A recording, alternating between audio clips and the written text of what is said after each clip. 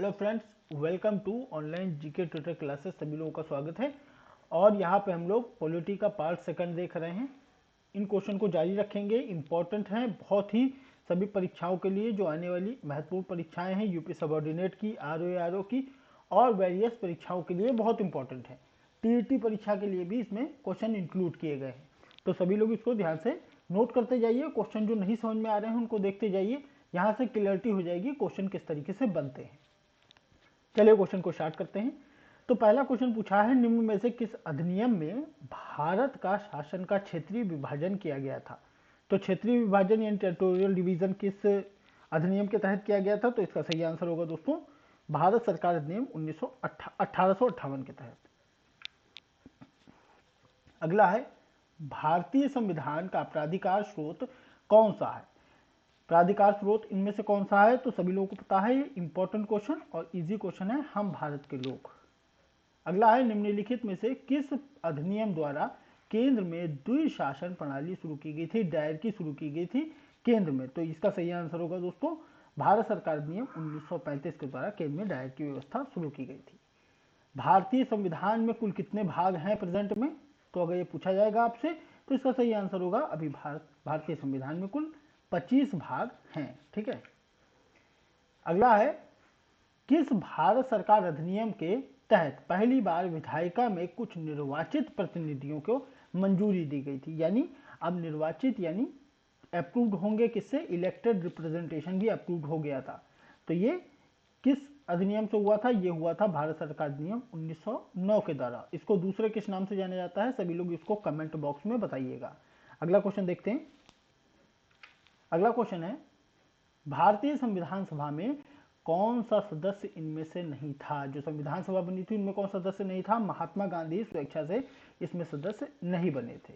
अगला क्वेश्चन पूछ रहा है, भारतीय संविधान का कौन सा भाग केंद्र शासित प्रदेशों के बारे में बताता है। बहुत इंपॉर्टेंट क्वेश्चन है, कतई इंपॉर्टेंट है, कई बार एग्जाम में आ चुका है। तो इसका सही आंसर होगा दोस्तों भाग 8। अगला है, भारतीय संविधान के किस भाग में नगर पालिकाओं के बारे में बताया गया है। आरओ परीक्षा में ये क्वेश्चन पूछा गया था। आरओ की परीक्षा जो 2020 में हुई थी उसमें पूछा गया था, 2016 की निरस्त परीक्षा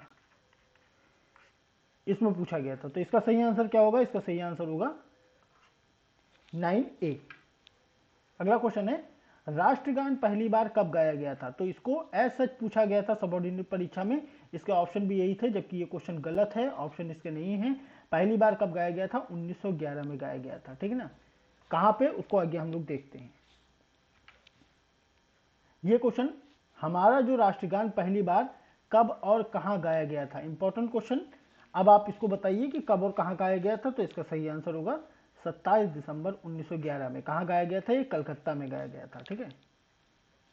फिर अगला क्वेश्चन पूछा है, भारत में दल रहित लोकतंत्र के प्रस्ताव किसने रखा था। भारत में दल रहित लोकतंत्र होना चाहिए, पार्टी सिस्टम नहीं होना चाहिए, किसने रखा था, जयप्रकाश नारायण के द्वारा यह प्रस्ताव रखा गया था। अब अगला क्वेश्चन पूछा है कि भारत का जो संविधान था यह अंगीकृत हुआ था कब और अस्तित्व में कब आया था। इंपॉर्टेंट क्वेश्चन है, तो इसको आपको बताना है। इसका सही आंसर होगा 26 नवंबर 1949 को अंगीकृत हुआ था और 26 जनवरी 1950 को ये बना था। ठीक है। अगला क्वेश्चन पूछा है, भारत के संविधान को किसने अंगीकृत किया है। भारत के संविधान को अंगीकृत किसने किया था। तो दोस्तों इसमें भारत की जनता ने नहीं होगा। ठीक है ना, इसका सही आंसर होगा संविधान सभा ने अंगीकृत किया था भारत की जनता के प्रतिनिधि के तौर पे। ठीक है ना, इसका सही आंसर ये होगा। भारत का संविधान बनने में संविधान सभा ने कितना समय लिया था। तो इसका सही आंसर होगा दोस्तों 2 वर्ष 11 महीने और 18 दिन का समय लगा था। 63 लाख रुपए खर्च हुए थे संविधान बनने में। एक बार ये भी क्वेश्चन पूछा जा चुका है। अगला क्वेश्चन है, भारत का जो संघ है ये किस तरीके का है, इसका नेचर क्या है। तो ये ध्यान रखिएगा, भारत के राज्य और संघ शासित प्रदेशों को शामिल किए गए ये भारत का संघ है। अगला पूछा है, संविधान निर्मात्री परिषद की झंडा समिति, इंपॉर्टेंट है, इसका अध्यक्ष कौन था। झंडा समिति का अध्यक्ष कौन था। तो झंडा समिति का अध्यक्ष दोस्तों JB कृपलानी थे। अगला क्वेश्चन है, संविधान सभा से जुड़ी घटनाओं जो घटनाएं नीचे दी गई हैं इनको आपको कालानुक्रम लगाना है। यानी जो पहले घटना हुई है उसको पहले लगाना है और जो सबसे आखिरी में हुई है उसको सबसे आखिरी में लगाना है। तो इसको ये बिल्कुल सीरियल वाइज ही दी हुई है, ABCD इसका सही आंसर होगा, ठीक है ना। अब आपको बताना है कि ये कब कब हुए थे, कमेंट बॉक्स में आप बताइएगा डेट वाइज, क्योंकि सन इसमें दो का क्लैश है, आपस में एक ही है। भारत के संविधान का विचार सर्वप्रथम किसके द्वारा दिया गया था? भारत में जो संविधान है इसका विचार सबसे पहले किसके द्वारा दिया गया था? ये M.N. राय के द्वारा दिया गया था। भारतीय संविधान के संदर्भ में निम्नलिखित में से कौन सा कथन सही है? सही आपको बताना है।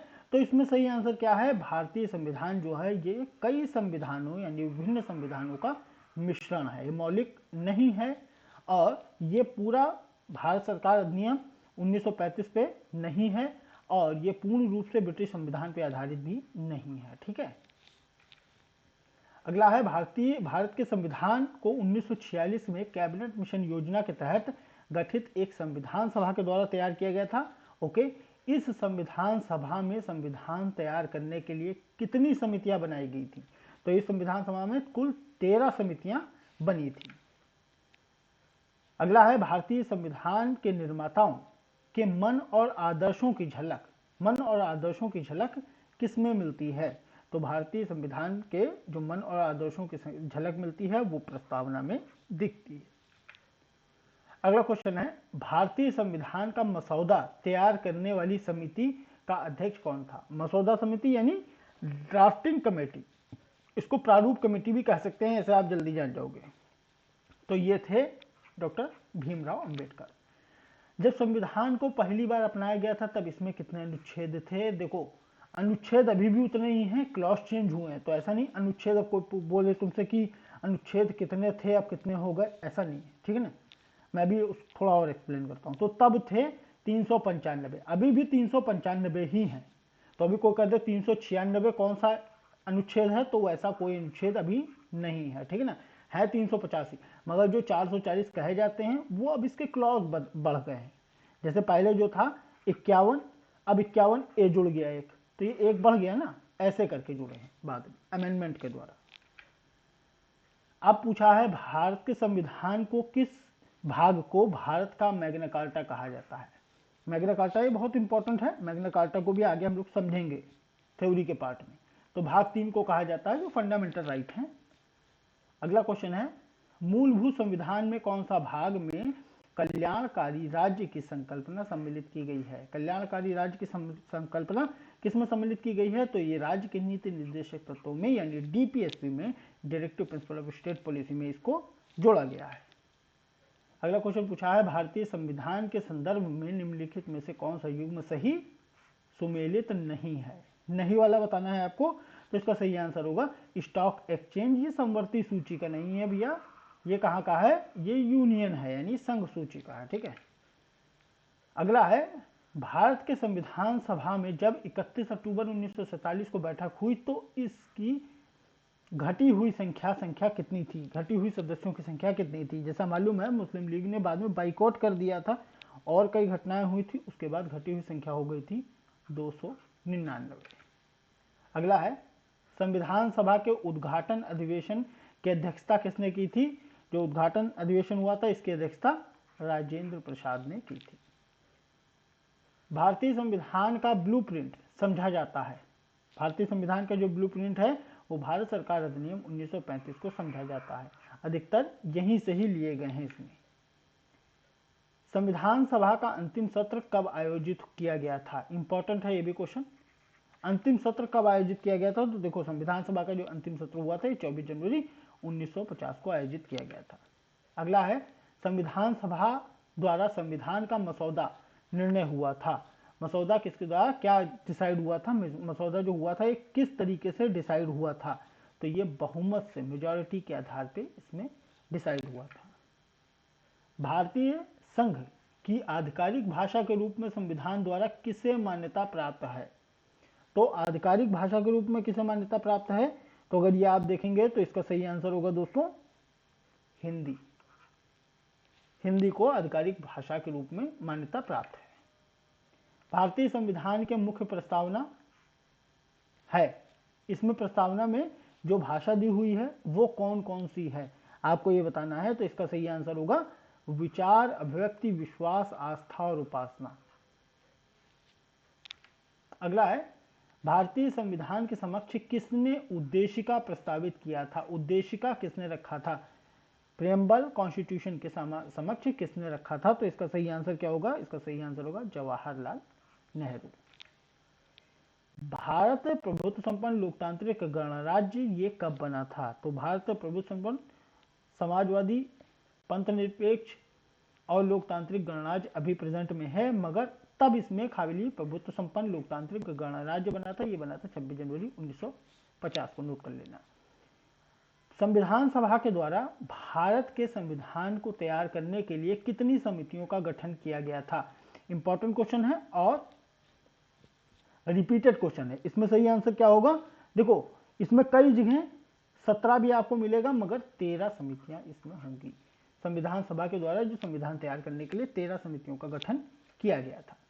निम्नलिखित में से किसे भारतीय संविधान की आत्मा की तरह उल्लेखित किया गया है? आत्मा की तरह किसको उल्लेखित किया गया है? तो ये प्रस्तावना को उल्लेखित किया है। डॉक्टर राजेंद्र प्रसाद ने इसको बोला था आत्मा, ठीक है ना, भारतीय संविधान की आत्मा बोला था।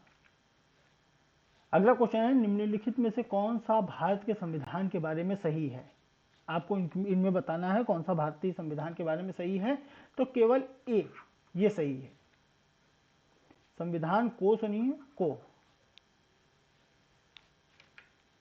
अगला है निम्नलिखित में से किसका सबसे अधिक प्रभाव भारतीय संविधान के आपातकालीन उपबंध के ऊपर पड़ा है?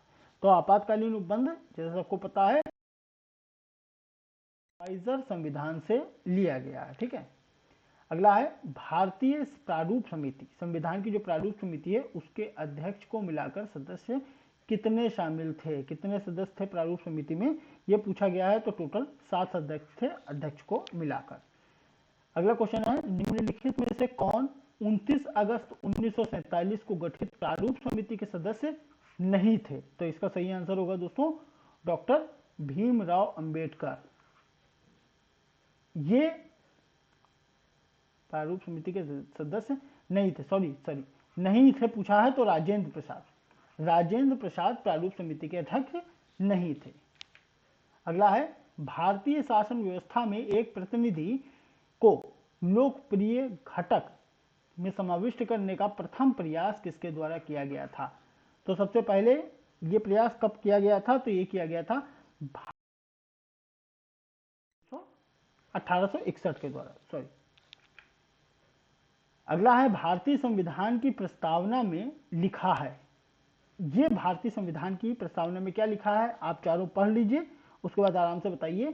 तो देखिए भारतीय संविधान की जो प्रस्तावना में लिखा है, हम भारत के लोग अपने इस संविधान सभा में इस संविधान को अपनाते, अधिनियमित करते और आत्मार्पित करते हैं, स्वयं को प्रदान करते हैं, ठीक है। अगला है प्रस्तावना में उपयोग किए गए शब्द समाजवाद और धर्मनिरपेक्ष ये कब के हैं, मूल संविधान के हैं, किस तरीके से इनका प्रभाव क्या है? तो ये देखिए 42वें संविधान सभा संशोधन के द्वारा इसमें जोड़े गए थे। अगला क्वेश्चन है संविधान सभा के संबंध में निम्नलिखित में से कौन सा कथन सही है? इनमें से कौन सा कथन सही है आपको ये बताना है। तो इसका सही आंसर होगा